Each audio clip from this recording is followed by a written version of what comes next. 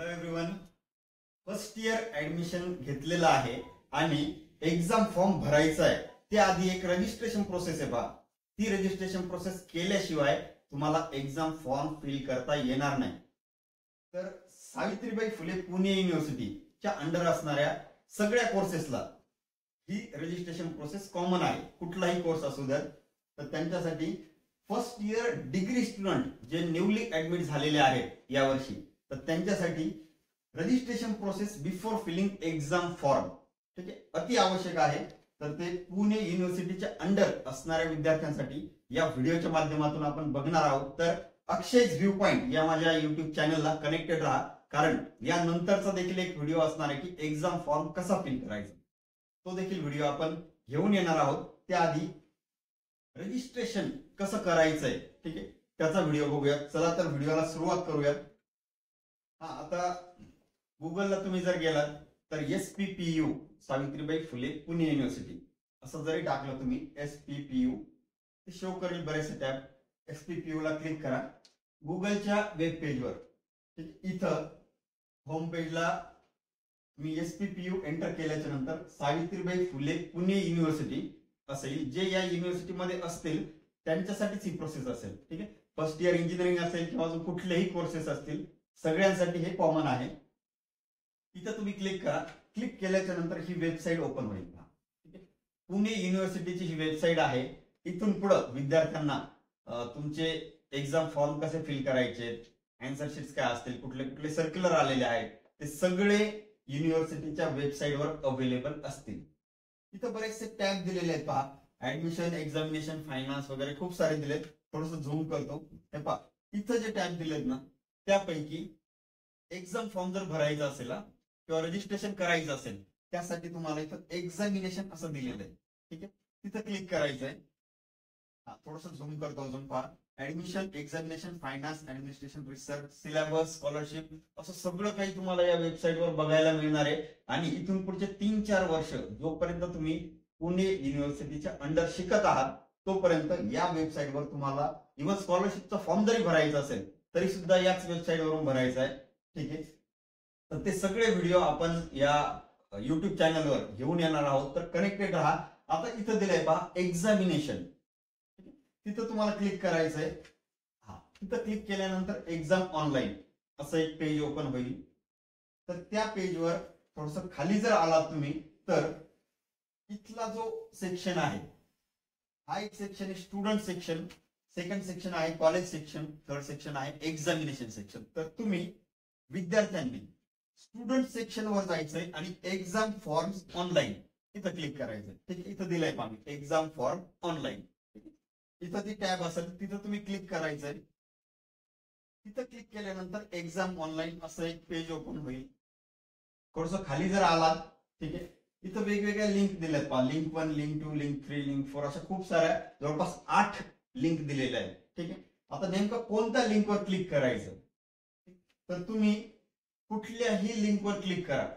कुठल्याही लिंकवर क्लिक करा. ज्या लिंक दिल्यात ना तरी चालेल. तर इथं आपण लिंक 1 वर क्लिक करूया. तिथं क्लिक केल्याच्या नंतर असं एक पेज ओपन होईल. तिथं दिलंय पहा ब्ल्यू कलर मध्ये की प्रोसीड टू लॉग इन. तिथं लिहिलंय पहा प्रोसीड टू लॉग इन. या टॅबला क्लिक करा.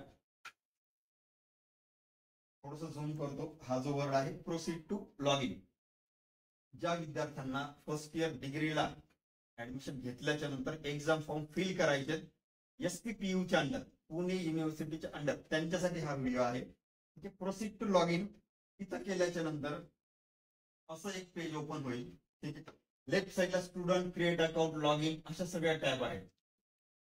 आता इथं तुम्हाला काय करायचंय की क्रिएट अकाउंट मध्ये जायचंय. क्रिएट अकाउंटला क्लिक करा. इथं दिलंय पहा क्रिएट अकाउंट लेफ्ट साईडला. ज्यांना दिसत नसेल थोडस झूम करून बघितलं तरी चालेल. क्रिएट अकाउंटला क्लिक केल्याच्या नंतर तुम्हाला असं एक गाईडलाईन्स असतील किंवा इन्स्ट्रक्शन्स असतील त्या दिसतील त्या पेजवर. त्या गाईडलाईन्सच्या खाली आपल्याला काय काय फिल करायचंय बघा. या ज्या इन्स्ट्रक्शन्स असतील इथं नॅशनॅलिटी सिलेक्ट करा. ठीक आहे, इंडियन जी नॅशनॅलिटी असेल ती तुम्ही सिलेक्ट करू शकता. जनरली इंडियनच येईल ते.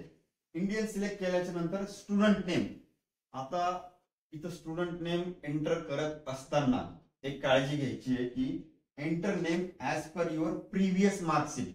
म्हणजे जर तुम्ही 12वी झालेले असाल, 12वी सीईटी झालेली आहे किंवा 12वीची एक्झाम HSC एक्झाम तुम्ही दिलेली आहे, तर त्या मार्कशीटवर जे तुमचं नाव असेल त्यानुसारच, म्हणजे फॉर एक्झाम्पल सरनेमनी जर स्टार्ट होत असेल, कॅपिटल लेटर्स असतील, जे काही असेल, तर ते नाव तुम्हाला इथं एंटर करायचं. ठीक आहे. आधीच ज्या विद्यार्थ्यांचा डिप्लोमा झालेला आहे आणि डायरेक्ट सेकंड इयर साठी ऍडमिशन घेत आहेत, तरी सुद्धा त्या विद्यार्थ्यांनी इथं डिप्लोमाच्या सर्टिफिकेटनुसार मार्कशीटनुसार नाव एंटर करायचं. बऱ्याचशा विद्यार्थ्यांचं 12वी नंतरचं 12वीच्या मार्कशीटवर किंवा सर्टिफिकेटवर जसं नाव असेल तसं तुम्ही इथे एंटर करा. ठीक आहे. त्यानंतर तुमचा स्वतःचा ईमेल आयडी आणि तुमचा मोबाईल नंबर. आता हे मोबाईल नंबर आणि ईमेल आयडी असं पाहिजे की बँक अकाउंटला, बँक पासबुकला मोबाईल नंबर हा लिंक पाहिजे. ठीक आहे. त्याचा यूज तुम्हाला इन फ्युचर पण होणार आहे. ठीक आहे.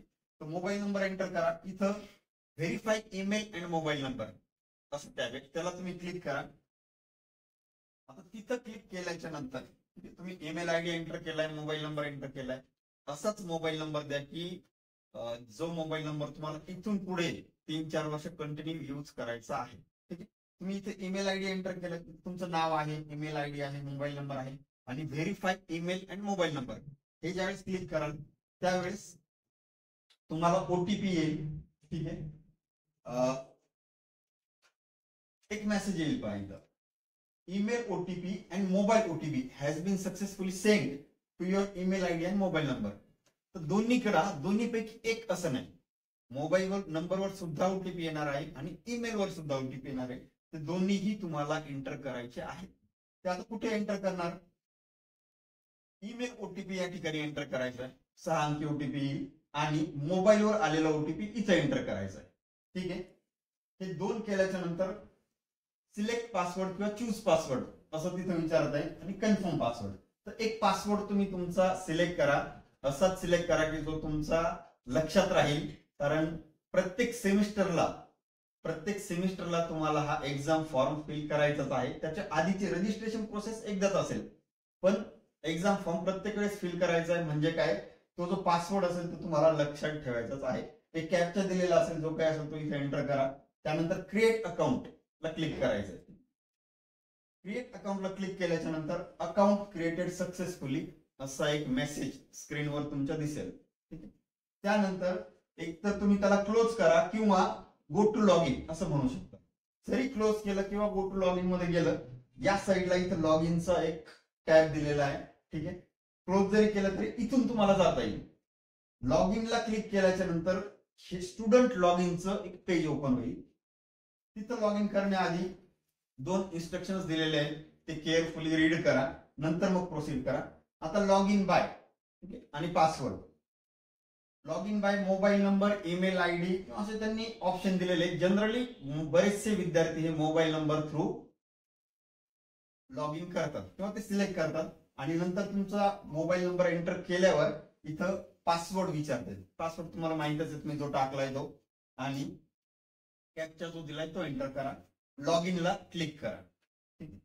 त्यानंतर इथं एक डॅशबोर्ड ओपन होईल. ठीक आहे. डॅशबोर्ड ओपन झाल्याच्या नंतर इकडे दिलंय पहा, न्यू कोर्स एनरोल आणि अप्लाय फॉर सर्टिफिकेट. तर तुम्ही न्यू कोर्स एनरोल, मी थोडस झूम करतो, हा जो वर्ड आहे ना, न्यू कोर्स एनरोल असा इथं दिलेला आहे पहा. ठीक आहे. तर त्याला तुम्ही क्लिक करायचं, कारण तुम्ही आता फ्रेश ऍडमिशन घेतलेलं आहे, नवीन ऍडमिशन घेतलेलं आहे. फर्स्ट इयर असेल किंवा डायरेक्ट सेकंड इयर असेल. ठीक आहे. तर न्यू कोर्स एनरोल हा जो वर्ड आहे तिथं तुम्ही क्लिक करायचंय. ते केल्याच्या नंतर कोर्स एनरोलमेंट असं एक पेज येईल. ठीक आहे. इथे इन्स्ट्रक्शन्स दिलेले आहेत. थोडस खाली स्क्रोल करा. खाली स्क्रोल केल्याच्या नंतर इथं सिलेक्टची जी टॅब आहे त्याच्यामध्ये न्यू आणि एक्झिस्टिंग असे 2 वर्ड असतात. तर त्यापैकी न्यू सिलेक्ट करायचंय. ठीक आहे. कारण तुम्ही आता रजिस्ट्रेशनच करत आहात, तर न्यू ला सिलेक्ट करा. न्यू सिलेक्ट केल्याच्या नंतर इथं कॉलेज किंवा डिपार्टमेंट, ठीक आहे, एक कोड असतो बा, पुणे युनिव्हर्सिटीने प्रत्येक कॉलेजला दिलेला एक कोड असतो. हे थोडस महत्वाचं असं ना, इथं काय टाईप करायचं, कारण बाकीच्या सगळ्या ज्या काही तुम्हाला एंटिटीज टाईप करायच्या आहेत तर त्या तुमच्याकडे अवेलेबल आहेत. आधार कार्ड तुमच्याकडे असेल, आधार कार्डचा नंबर असेल, मोबाईल नंबर आहे, ईमेल आयडी, तुमचे मार्क्स आहेत, सगळे तुम्ही एंटर करू शकता. पण ही एवढी एक जी गोष्ट आहे कॉलेज कोड, तर हा तुम्हाला तुमच्या कॉलेज मधल्या स्टाफला विचारावा लागेल. त्यांना विचारा किंवा ऑफिसमध्ये जे स्टाफ असतील त्यांना विचारा आणि मगच हा कोड एंटर करा. हा कोड ज्यावेळेस तुम्ही एंटर कराल, आता कॉलेज कोड इथे एंटर केल्याच्या नंतर कॉलेज नेम डिस्प्ले होईल. CEGA 145 असा काहीतरी तो नंबर असेल, तो एंटर केल्याच्या नंतर कॉलेज नेम, तुम्ही ज्या कॉलेजला ऍडमिशन घेतलेलं आहे तर तो कॉलेज इथे येईल. ओके, आता हे जे आहे कॉलेज कोड, परत एकदा मी रिपीट करतो, हे थोडस महत्वाचं आहे. ज्या कॉलेजला तुम्ही ऍडमिशन घेतलेलं आहे तिथे तुम्हाला विचारावं लागेल की कॉलेज कोड काय. ठीक आहे, कॉलेज कोड एंटर केल्याच्या नंतर ऑटोमॅटिकली कॉलेजची डिटेल इथे येईल, कॉलेजचं नाव हे इथे येऊन जाईल. ठीक आहे, त्यानंतर तुम्हाला कोर्स टाईप सिलेक्ट करायचा आहे.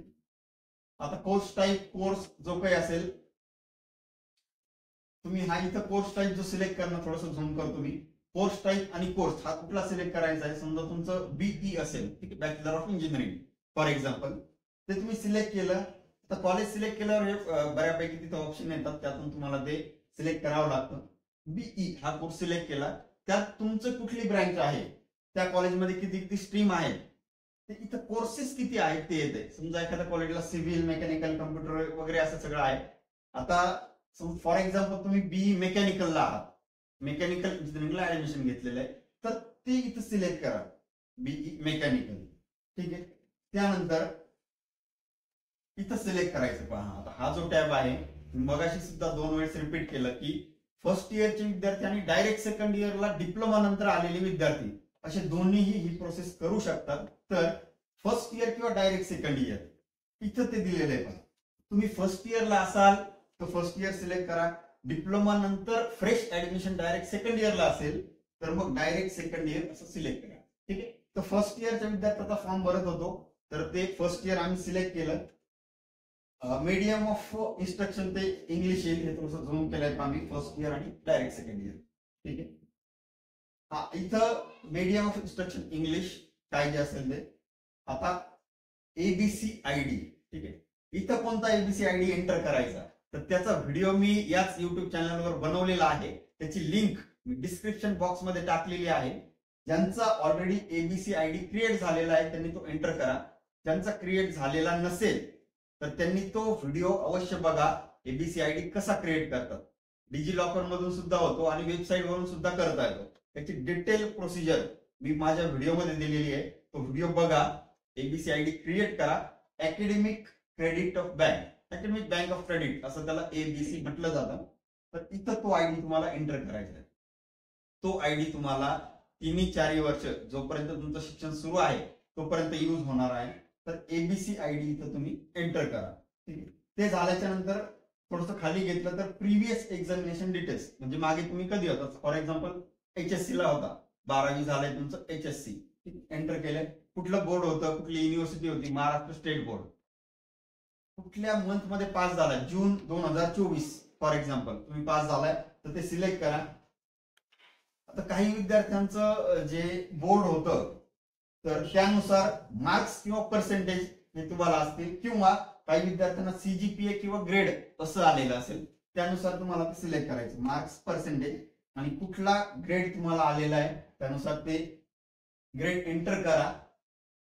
किती मार्क्स आहेत आणि किती पैकी आहेत, 600 पैकी 324 असं तिथं ते एंटर करायचं. पर्सेंटेज ऑटोमॅटिकली कॅल्क्युलेट होतील. तुम्ही 12वीच्या मार्कशीटवर किंवा प्रिव्हियस एक्झाम जी कुठली दिली आहे त्यानुसार तुम्ही मार्क्स ऑब्टेन इथं घ्या आणि किती पैकी आहे marks out of 600, percentage automatically calculate होतील. ग्रेड कुठला, सेकंड क्लास आहे, फर्स्ट क्लास आहे, तुमच्या मार्कशीटवर दिलेलं असेल त्यानुसार ते एंटर करा. आणि तुमचा सीट नंबर, ठीक आहे, 12वीच्या मार्कशीटचा सीट नंबर तिथं एंटर करा. P0 पासून काहीतरी तो स्टार्ट होईल, तर तो इथं सीट नंबर एंटर करा आणि सेव्ह बटनवर क्लिक करा. ठीक आहे, सेव्ह क्लिक केल्याच्या नंतर इथे येईल की course enrollment has been done successfully. ठीक आहे, आता हे थोडस बघून घ्या. Now fill your personal information असं दिलेलं आहे पहा. इथं ही जी नोट येईल ना, कोर्स एनरोलमेंट तुमचं झालं, कुठल्या कोर्सला तुम्ही एनरोल केलंय ते सक्सेसफुली झालंय, इथं क्लोज म्हणा. आणि क्लोज केल्याच्या नंतर फिल युअर पर्सनल डिटेल्स असं म्हणते. मग इथं तुमची इन्फॉर्मेशन, तुमचं नाव काय आहे इंग्लिशमध्ये आणि मराठीमध्ये, वडिलांचं नाव इंग्लिश मराठी, आईचं नाव ठीक आहे इंग्लिश आणि मराठी. हा, इथं एक गोष्ट लक्षात घ्या, तुमचं नाव तुम्ही सरनेम, नेम आणि फादर्स नेम असं लिहिलंय, पूर्ण लिहिलंय, इथे देखील तेच आहे.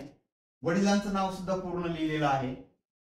आईचं नाव जे दिलंय ना, मदर्स नेम, जसं तुमच्या सर्टिफिकेट आहे, सर्टिफिकेटवर आहे, मग आडनाव वगैरे काही नसतं. 10वी आणि 12वीच्या मार्कशीटवर आडनाव नसतं. आईचं नाव जिथं आहे ना, मदर्स नेम, तिथं फक्त नाव, जे काही नाव असेल तेवढं नाव घ्या.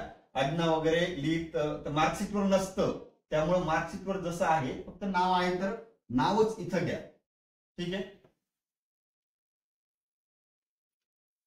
त्यानंतर थोडस खाली स्क्रोल केल्याच्या नंतर जेंडर सिलेक्ट करा, तुमची बर्थ डेट सिलेक्ट करा, जेंडर मेल किंवा फिमेल, बर्थ डेट जे असेल ते. नॅशनॅलिटी ऑलरेडी आधी सिलेक्ट केली त्यामुळे इथं बाय डिफॉल्ट येईल ते इंडियन. डोमिसाईल महाराष्ट्रीयन. इथं तुमचे डिटेल केअरफुली फिल करा, कारण तुम्हाला स्कॉलरशिपला सुद्धा त्याची मदत होणार आहे. नॉन क्रिमिलियर तुमच्याकडे सर्टिफिकेट आहे की नाही, तुम्ही नॉन क्रिमिलियर मध्ये येता की नाही, येस ऑर नो असं तिथं क्लिक करायचंय. कॅटेगरी सिलेक्ट करायला येतं तिथं, open, OBC, SC, ST, NT, जी कुठली कॅटेगरी असेल इथं एंटर करा. मायनॉरिटी मध्ये तुम्ही आहात की नाही, ठीक आहे, म्हणजे तुमच्याकडे जर तसं सर्टिफिकेट असेल मायनॉरिटी येस करा, नसेल तर नो करा. ठीक आहे.